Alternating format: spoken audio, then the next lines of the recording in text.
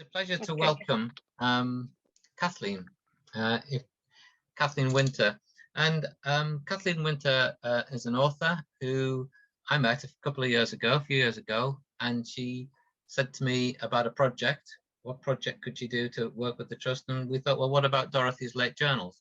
And so Kathleen, with images of them, transcribed a couple of years worth of these. She's gave an event at the Trust on her reading and her response to them, and more recently she's published a novel, Undersong, about her reading and her interpretation of Dorothy's late journals. So it's a great pleasure to welcome Kathleen, and I hope she is there. She was there. Yes. Are you there, can Kathleen? you hear me? Wonderful. We've lost your video, Kathleen. If you were able to put that on, please. It says that the host has stopped the video, so maybe. Okay, now I'm seeing a. Oh, there we go. Okay, I think we're good. Can you hear me and see me? Yes, we can. Okay. Thank you. It's a great honor for me to be invited to participate. I have loved Dorothy's journals since I first read them in my 20s. I had a copy of her Grasmere and Alfoxden journals, and I kept them with me from then until now. As a sort of nomadic person who's moved many times, I always weed out my library from 1,000 books to 6 that I will travel with, and Dorothy's journals have never left me. I'm just going to ask that the pictures don't happen until I ask for them, because I'm just going to show you a few pictures at the end. Thank you. So the thing that happened to me, though, most recently, that led to the transcribing 1830 and 1834 and to my novel, is that I visited Grasmere thinking, well, I'm so drawn to Dorothy. I'm so drawn to the precision and the visionary observation and the spiritual beauty in her words. I want to write something about her, but surely everything has already been written. She's a famous person. She's a beloved person. And who am I to write something more about her?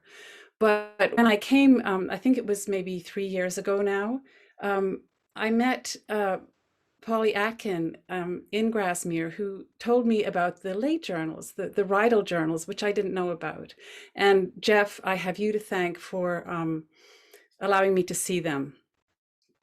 And when you opened the vault where they're kept with so many other treasures and showed me the box containing several of her hand-stitched journals, I had an epiphany as a creative person and as a lover of Dorothy, where I thought, wow, these are an incredible, incredible treasure. And I'm so happy that you allowed me to transcribe 2 years worth. So that transcription process involved my looking at PDF photographs on my computer, which I could mercifully magnify, because, as you know, her handwriting is pretty hard to decipher, and I had to spend quite a bit of time just learning how she made her alphabet. And I had a blackboard on the wall. I had blackboard paint all over one kitchen wall, and so I would write out words that I could not decipher, but I would copy them exactly as she had written them. I would copy them on the wall, and I would look at them. And one word in particular illustrates what I mean. It was a word that she had used to describe a payment that she had made for something. It was a word that meant some kind of currency. And I was thinking, well, it's not any kind of currency. It's not, it's not pounds. It's not guineas. It's not pennies. What is it? And somehow in a couple of days after just looking at the word, after having copied it out, I realized that she had paid using a sheepskin. The word was sheepskin. And it was a wonderful discovery. And those kinds of discoveries happened all the while that I was transcribing those 2 years worth of journals. And the thing that I wanted to find out was she the same person when she was in her 50s and 60s that she was when she wrote the illuminated and incendiary early journals? And I just want to read you, it's the introductory quote in my novel, and it's the only words in my novel that come directly from Dorothy, because I didn't want to try to use her voice since she has used it so eloquently and exquisitely herself. And I wanted this novel to point readers towards her work and not to try and imitate or replicate it. But I felt that a little quote at the beginning would be essential. And it's from the late journals, the Rydell journals. And she wrote, "Sun bursts out before setting, unearthly and brilliant, calls to mind the change to another world. Every leaf a golden lamp, every twig be dropped with a diamond. The splendor departs as rapidly." And to me, that encapsulates everything about Dorothy. She was a person whose vision went from splendor and glory and wonder and the same imaginative, romantic sensibility that her brother possessed, if not more so. And then it would go back into the daily lists. I bought a pincushion. The shopping list would include the pincushion. It would include curtains. It might include something to clean the rug. It might include something to fix the boots with. The daily, everyday things. So it's this combination, as we experience in our own lives, the combination of daily ordinariness with moments of transfiguration. But Dorothy's moments of transfiguration are greater than those of ordinary mortals, and that's what has always drawn me to her. When she says every twig be dropped with a diamond, it doesn't have to be beautiful summer dew. It could be the wintertime. In fact, she loved the skeletons of the trees. She loved it when the structure of the trees was exposed in winter, and she loved it when things were sere and colorless, just as much as she loved the extravagance of the bridal gown white of a waterfall crashing down in midsummer. She was a person who could appreciate the divine, or perhaps the splendid, in the everyday, so that in her recollections of Scotland, which I have to keep reminding myself that I believe that it's not a diary, it's recollections. And in fact, she somehow photographically memorized things that happened during her major trip through Scotland with William and partly with Coleridge. And in that book, I'll never forget coming across a little segment where she talks about a certain flower growing in an ordinary farmer's field. And it's a potato flower. It's not a glorious festooned ball gown like daffodil. It's not a fantastic rose. It's not a modest violet. It's a potato flower. Now, I grow potatoes. Maybe you've seen potatoes grow too. The potato flower is an unremarkable little flower, but Dorothy Wordsworth somehow, in her perception and in her generosity of spirit, imbued and perceived that flower. She perceived that flower to be just as glorious as any fragrant and exuberant rose. So that kind of seeing, as her partly contemporary William takes, to see the world a grain of sand and heaven in a wild flower, to hold eternity in an hour. I think Dorothy knew how to do that. And that's why in my novel, I have a little fiction cameo appearance where William Blake and she have a kind of moment together. So I just want to say that in combining the transcribing of the journals with my own exploration of her life through reading biographies and through reading Pamela Woof's amazing papers and work on Dorothy, and Ernest de Selincourt's long and very detailed and gorgeous biography of her, and through walking the land that she walked, and through meeting you at Grasmere, I came to realize my novel would be a composite of perspectives. It would be a character study of her, and I chose to do it through um, the eclectic factotum James Dixon, and Jeff Cowden was kind enough to show me the pace eggs that James Dixon engraved with beautiful filigree like natural objects, leaves and birds, and also I learned many things. I came to the Wordsworth Trust and saw two photographs of him that were incredibly poignant to me.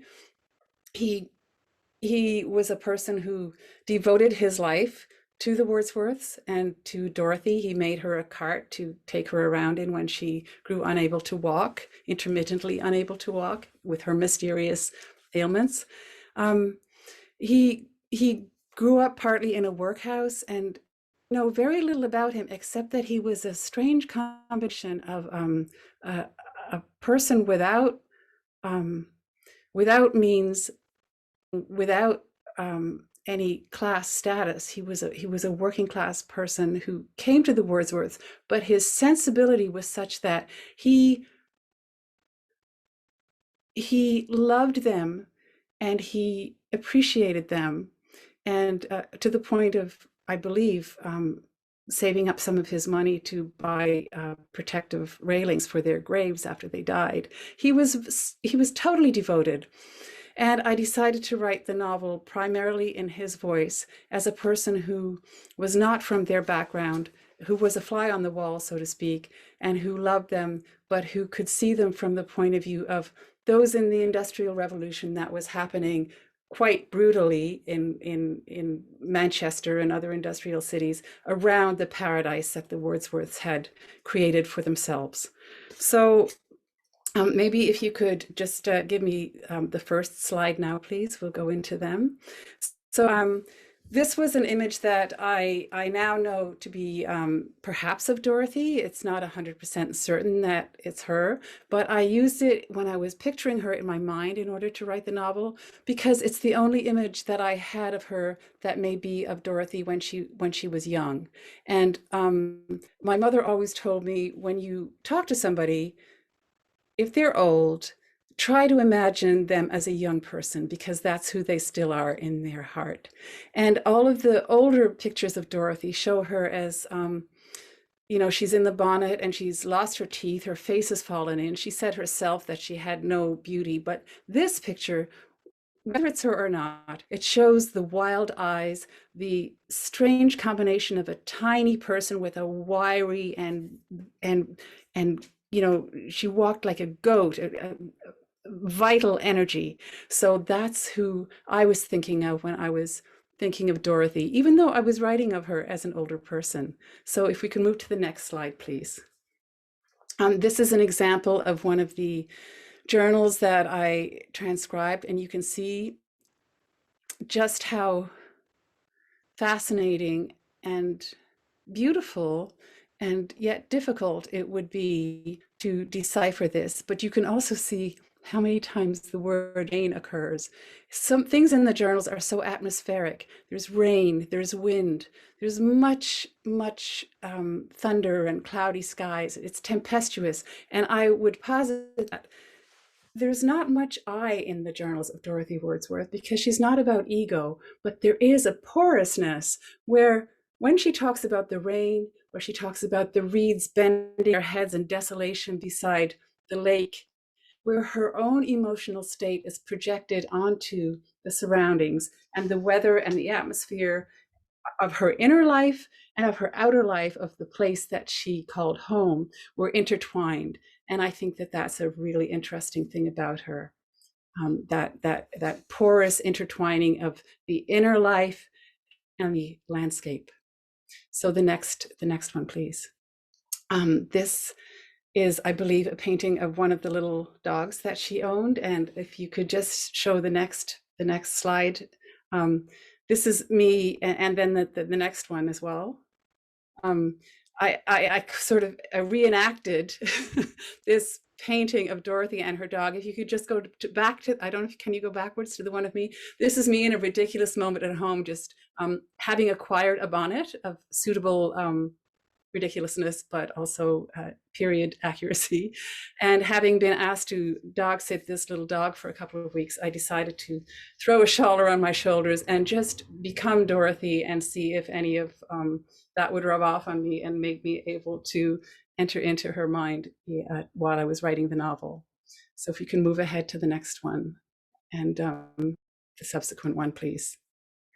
So this is my transcription of one of the journals. I can't remember from the picture if it's 1830 or 1834, but you'll see that mine is almost as messy as hers, but it's because I'm trying to copy and I don't know all the words yet, and I go back and forth and I make little side notes, and then the highlighted, the colored, the pink and the yellow, that's where I go back yet again, and I'm thinking, oh, maybe I'll use something from this idea in the novel. So it became a really layered, a multi-layered workbook for me, in which at the same time I was discovering Dorothy, asking questions, discovering many, many new questions, and also kind of layering in a sort of collage of words of herself and my own perception of her, layering the character study of her that I was doing at the same time as the transcription.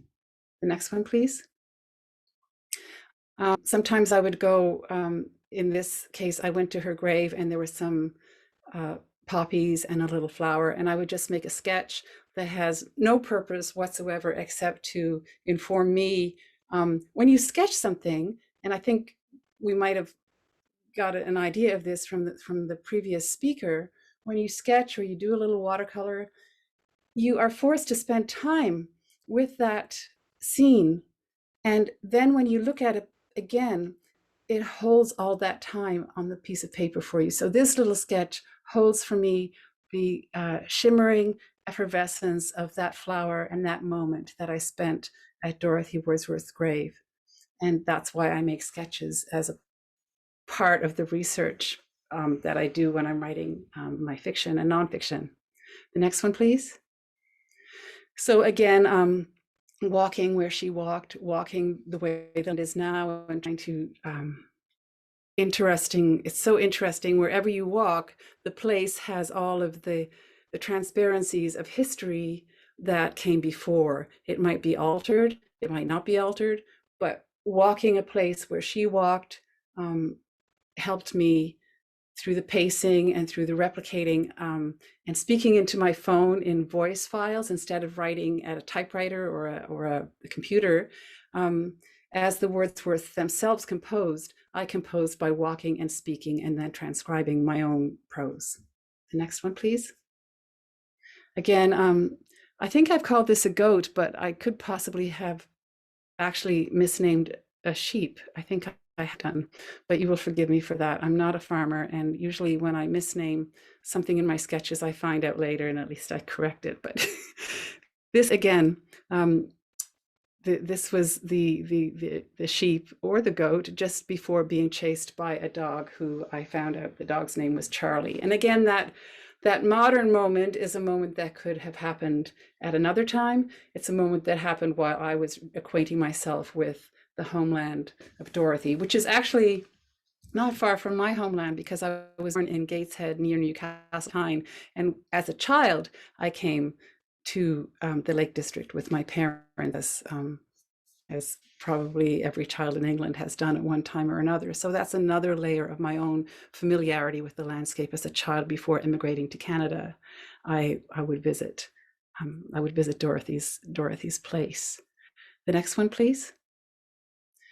This is a photograph I took just for my own records, again, to be able to picture the place as I'm writing about and use the photograph as a model for roaming around in my imagination as to what might have gone on between the lines.